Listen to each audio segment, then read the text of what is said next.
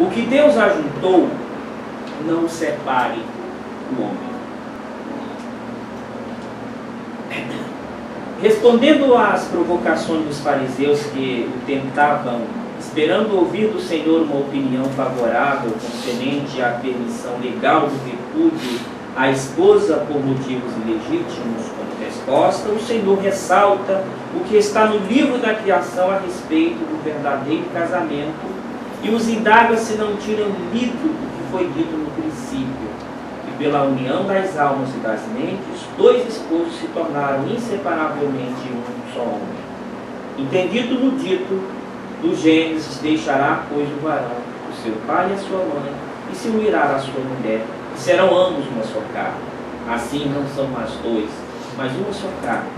Portanto, o que Deus ajuntou, não o separe o homem. Complemento em Mateus capítulo 19, versículos 5 e 6. Na resposta do Senhor aos fariseus, somos chamados a atenção a um complemento considerável do que foi dito no princípio da criação. Isto aparece na fala do Senhor, a saber, portanto, o que Deus ajuntou, não separe o homem. Com esse acréscimo, o Senhor abre uma discussão nova para o homem da igreja de hoje, que precisa entender na causa a razão das presentes contrariedades à ordem divina, do casamento em todos os tempos. Sem dúvida nenhuma, o endurecimento do coração dos homens na atualidade se iguala à dureza do coração dos fariseus daquela época, que não vendo mais na palavra as verdades fundamentais que fazem o casamento, banalizaram as leis que regem esta união, levando Moisés a dar uma forma de regulamentação para as separações irreversíveis, quando a causa última não fosse o adultério. Mas, não obstante, o Senhor não deixou de relembrar que no princípio não foi assim. O objetivo do nosso sermão é apresentar um parecer sobre esta questão segundo as verdades da palavra e da doutrina celeste. Sob a luz da sabedoria angélica dos Espíritos da nova igreja, enfatizaremos uma abordagem sobre o que é o verdadeiro casamento e como no princípio foi feito por Deus essa união, como elas são feitas no mundo e por que não deve ser dissolvida no tempo por motivo algum, pelo menos até a morte de um dos esposos. Veremos que esta união vai para além das uniões dos corpos e que é na alma e na mente que ela tem sua continuidade por toda a eternidade e que nela se encerra o gozo da alegria celeste e da felicidade eterna. Os argumentos sobre as questões levantadas apresentaremos distribuídos em 6 pontos conforme segue. O primeiro é o que é o casamento e como no princípio Deus fez esta união. O segundo, o significado das palavras do Senhor ao dizer que não são mais dois, mas uma só carne, portanto o que Deus ajuntou não separe o homem. O terceiro, se é Deus que ajunta, por que então há tantas separações no mundo? O quarto, separação e divórcio são a mesma coisa? Quinto, por que o adultério é a causa legítima do divórcio? Sexto, como os esposos devem se proteger das investidas desse inferno tão destruidor? No final, esperamos que a recepção e a acomodação dessas verdades seja de acordo com o estado de vida de cada um. Obviamente, de acordo com a obediência do que diz a palavra e nos ensinamentos do que os Escritos nos apresentam. Primeiro ponto da questão, o que é o casamento verdadeiro e como no princípio Deus fez esta união. O que é o casamento verdadeiro e como no princípio Deus fez esta união. A doutrina celeste nos ensina que o casamento verdadeiro é uma união espiritual instituída pelo Senhor Deus Criador. É a união das mentes, a conjunção da alma e a disjunção dos corpos. É a união pela qual dois esposos são conjuntos num só homem, quanto à vontade e quanto ao entendimento. É a união pela qual a esposa se torna o amor da sabedoria do marido e o marido se torna a sabedoria do amor da esposa. O verdadeiro casamento é o céu, pois o amor que faz o genuíno casamento encerra em si as delícias e as beatitudes da alegria celeste e da felicidade eterna.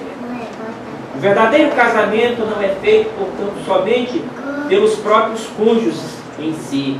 O casamento é feito nos cônjuges pelo Senhor somente. É o Senhor que nos ajunta verdadeiramente ao seu todo. Em si mesmo, os cônjuges nem conhecem, nem controlam os interiores de suas mentes. Contudo, foi-lhe dado por criação uma inclinação e uma faculdade para se reunirem em um. Por esta inclinação, eles unem suas vidas e iniciam em si a realização do casamento. Nas núpcias, e a partir daí, os corpos se adjuntam. E na medida que o casamento vai progredindo, o Senhor vai efetivando a união de suas almas nos seus íntimos. Pois aí, somente o Senhor pode realizar.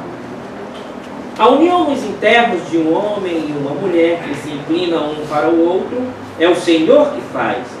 Os esposos que são pelo Senhor unidos inteiramente, não são mais dois, mas uma só carne. O Senhor os uniu, daí foi dito, não ser permitido ao homem separar aquilo que foi unido pelo Senhor. A única coisa que pode provocar uma ruptura desta união é o adultério. O rompimento desta união tem uma proporção que afeta não somente as coisas físicas, mas afeta principalmente as interiores que pertencem ao espírito. Quando o casamento verdadeiro começa a realizar-se nos íntimos das almas, não é permitido ao homem destruir o casamento externo, aquele que, por princípio confirmado ou por princípio deliberado, comete adultério, desfaz o casamento nos seus interiores, separando assim o que Deus o ajuntou. Mas qual de fato é o significado das palavras do Senhor ao dizer: não são mais dois, mais uma só carne, porquanto o que Deus ajuntou não separe o homem? Por estas palavras, segundo o amor conjugal 156, se entende a conjunção das almas e das mentes pelo casamento. Também evidencia que a mulher foi criada do homem e que em um e outro há uma inclinação e uma faculdade de se unir em um só homem. No livro da criação, essas coisas e as demais que ali aparecem têm significados espirituais, e os espirituais que as correspondem ao que deve ser entendido. Pois trata dos espirituais do amor conjugal, o amor espiritual que conjunta os dois e faz serem uma só carne, um só homem, quanto à vontade quanto ao entendimento. Bom destacar que esta conjunção se faz progressivamente desde os primeiros dias do casamento. Naqueles que estão no amor verdadeiramente conjugal, ela se faz continuamente durante a eternidade, indo cada vez mais profundamente. Os esposos se tornam um único homem segundo o acréscimo do amor conjugal neles. Nos céus, esse amor é um amor real, procedente da vida celeste dos anjos. Lá, dois anjos não são chamados, só são chamados dois quando são denominados marido e esposa, visto, porém, como um, quando são denominados anjos. Terceiro ponto: se do casamento é Deus que ajunta, por que então há tanta separação no mundo? O casamento no mundo são, no princípio, uniões naturais contraídas por vários motivos também naturais. Por serem uniões naturais, estão apenas nos níveis do corpo.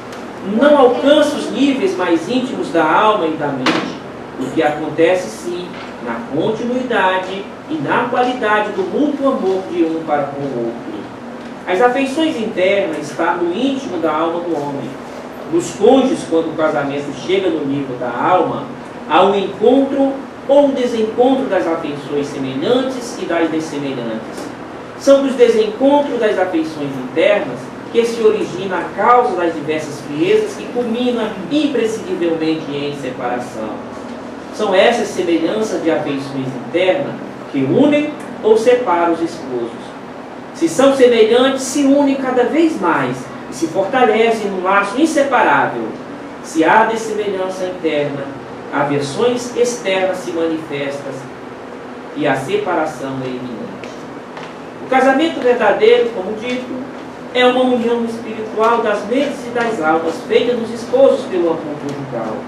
As uniões naturais contraídas no mundo devem, portanto, por este amor, tornar-se espiritual. Caso contrário, elas se desfarão ainda no mundo, antes de chegar ao céu. As uniões que não duram no mundo são aquelas que têm como fim somente coisas naturais, como a atração física, o desejo sexual, o prazer da amizade ou outros interesses, coisas pelas quais os esposos não puderam se elevar nem construir laços internos em seus interiores. Não existindo o casamento interior, a propensão para atrair as coisas que corrompem e destroem o casamento assume um lugar nas vidas dos cônjuges. Quando estes laços internos são destruídos, os laços externos se rompem e a separação interna e externa acontece. Somente aqueles que têm alguma religião, ao se depararem com a existência desses problemas reais, que estão presentes nos casamentos no mundo, lutam para resistir contra a separação e lutam para conservar a imagem do casamento até que aconteça naturalmente pela morte de um dos cônjuges uma separação natural. O ensinamento da doutrina celeste é que aqueles que guardam alguma ideia de casamento em si, no mundo espiritual, ainda que aos cônjuges que, quanto ao cônjuge terreno, tenha tido desencontro nas afeições internas, ao ponto de haver de fato uma separação quanto aos seus interiores, no céu lhe será dado um cônjuge de afeição semelhante. E assim também um lugar numa sociedade que viva num estado de felicidade no grau do seu amor. Todavia, diante da causa da impossibilidade definitiva, a continuidade da consociabilidade entre os cônjuges, há legitimidade para a separação. São 3 as causas mostradas como legítima causa de separação. A primeira causa é digna de se notar, é chamada vício na mente, o qual descrita se apresenta de diversas formas e, quando enumeradas, são estas: a mania, o frenesi, o furor, a loucura efetiva, o idiotismo, a perda da memória, uma violenta moléstia histérica, uma extrema simplicidade ao ponto de não ter percepção alguma do bem e da verdade, uma excessiva obstinação a não fazer juízo ao que é justo e equitativo, um supremo prazer em não conversar a não ser senão de coisas frívolas e insignificantes, um desejo desenfreado de divulgar os segredos da casa, além disso também de querelas, de enganar e de blasfemar, a falta de cuidado pelos filhos, a intemperância, a luxúria, a excessiva prodigalidade, a embriaguez, a falta de asseio, a impudicícia, a aplicação à magia, aos prestígios, a impiedade e vários outros vícios são considerados a primeira causa legítima para uma separação. A segunda causa apresentada é chamada o vício do corpo. Vício esse conhecido e entendido pela medicina como diversas espécies de enfermidades crônicas contagiosas que infectam todo o corpo, deprimindo-o e enfraquecendo-o no absoluto. Também a paralisia e outras moléstias do mesmo gênero que o impossibilita definitivamente a continuidade da consociabilidade entre os cônjuges. A terceira causa legítima da separação é a impotência antes do casamento por parte de um dos cônjuges. Isso porque a finalidade ou o primeiro uso do casamento é a procriação de filhos. E a impotência que, além de os impossibilitar isso, priva de propósito deliberado os esposos da esperança desta procriação, esperança que nutre e fortifica seu amor conjugal. Neste caso, a separação tem legitimidade pelos escritos quando se tem essa finalidade como objetivo. São estas as causas legítimas de separação, mas nenhuma delas é causa legítima para o divórcio. Diante desses questionamentos, surge o quarto ponto que nós apresentamos como uma pergunta: separação e divórcio são as mesmas coisas? Como devemos entender? Pela causa, se sabe o que são as separações. As friezas que aparecem nos casamentos são de origens de causas internas ou físicas, como vimos. Quando essas friezas nos íntimos se manifestam e são sentidas pelos cônjuges, dessas friezas vêm as separações legítimas e ilegítimas. Todavia não são causas para o divórcio, pois somente o adultério é a causa para o divórcio, conforme também já dito. O divórcio em si é separação definitiva das almas e das mentes dos esposos. A separação legítima às quais se fala são separações de leito e de cama, que não havendo conciliação, lamentavelmente são obrigados a se separarem. Todavia, separados ainda podem se manter consociados por algumas semelhanças, por algumas coisas externas que os unam e os ajudem a permanecer em uma imagem de casamento até o final da vida, pelo menos de um dos cônjuges. O esforço se deve pela questão das uniões contraídas no mundo. Mesmo sendo naturais, delas filhos são gerados, negócios são iniciados e precisam serem administrados. As crianças precisarão serem cuidadas e educadas, e a paz deve ser mantida para que haja harmonia no ambiente das crianças e dos filhos. Numa separação sem motivo legítimo, o casamento continua existindo entre os cônjuges, pois que entre eles houve uma união consentida de alma. No caso em que uma das partes precisa se separar e interromper a convivência com a outra, pelas leis espirituais do casamento, continuará ainda havendo casamento entre ambos. A despeito da separação de corpos, o casamento das mentes persiste. Na separação, os esposos não devem rejeitar um ao outro a ponto de repudiar sem causa legítima. Deve, pelas coisas externas, permanecerem consociados à amizade. A cortesia deve ser mantida, e por esse amor, consociados numa imagem de casamento que deve ser preservada, pelo menos até a morte dos cônjuges. A única causa legítima para que o divórcio aconteça é o adultério confirmado por um dos cônjuges, porque o adultério é a total separação das mentes. Ela fecha os interiores da mente do adúltero e priva do amor conjugal. Os casamentos e os adultérios estão em oposição um ao outro. Logo, quando um dos esposos, por princípio confirmado e assim de propósito deliberado, comete adultério, o amor conjugal nele é destruído, pois o oposto destrói o outro até a última centelha da vida. O divórcio em si é separação definitiva das almas e das mentes dos esposos. Os casamentos são santos e os adultérios são profanos. São do inferno e vêm do inferno. Ambos não podem estar conjuntos do mesmo modo que o céu. Não pode estar conjunto com o inferno. Se um dos esposos comete adultério, imediatamente o céu se retira e o inferno entra, provocando a separação total da mente entre os esposos. Esta separação em si é chamada de divórcio. Devido à destruição do casamento provocado pelo adultério, a prática dele por qualquer um dos cônjuges dá ao outro o legítimo direito à separação completa. A diferença, portanto, entre a separação e divórcio se entende nas palavras do Senhor.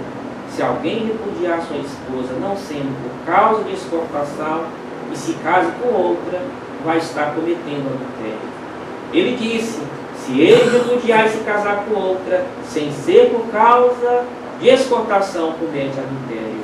O repúdio por esta causa é a completa separação das mentes, que é chamada divórcio. Nos casos de separação proveniente de coisas ou de causas particulares, como as friezas que nós apresentamos, não tem legitimidade para o divórcio, porque não houve exportação. Somente se houver o adultério confirmado, a separação com o divórcio é legítima. O adultério tem sinônimo de destruição e está de acordo com as desordens. É o pior dos pecados nos homens. É também infernal, que para aquele que pratica, se abre as portas do inferno, por onde passam os males e as falsidades, que destrói completamente toda a possibilidade do estabelecimento do amor conjugal e aniquila qualquer conjunção inferior que possa ter existido. Aquele que pratica deliberadamente o adultério perde todo o desejo por um casamento verdadeiro, em preferência às cobiças infernais. Ele rejeita o Senhor e seus ensinamentos. São estes que, pelas práticas dos adultérios, separam o que Deus o ajuntou. Mas como os esposos devem se proteger das investidas desses infernos tão destruidor e conservar o casamento? Tanto os jovens que pretendem casar, como aqueles que já casaram, devem se manterem primeiramente fiéis em obediência aos preceitos do Senhor, no esforço de não se afastar dele. Devem cooperar na efetuação da regeneração mútua que é feito progressivamente. Começa no nascimento e segue por toda a eternidade, feita unicamente pelo Senhor. Deve se manter na ideia de que o casamento é santo e que é por ele que os esposos podem tornar uma só carne e um só homem.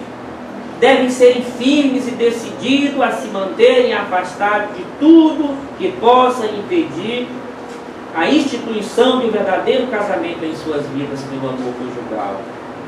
Deve aceitar que o Senhor está efetuando um casamento eterno em suas almas, apesar das tormentas infernais se lançarem contra eles para enfraquecer os laços do casamento. Deve saber que somente pelo Senhor chegaram até aonde se encontram. Deve persistirem para alcançar o casamento verdadeiro. Deve, com temor ao Senhor e às suas leis, combater tudo o que é lascivo e que está relacionado ao adultério. Deve repelir de sua vontade todas as insinuações dos adultérios, as fantasias libidinosas, as lascívias imorais, e deve, portanto, amar somente o seu cônjuge e viver de acordo com os preceitos de amor a Deus e de amor ao próximo, um amor mútuo.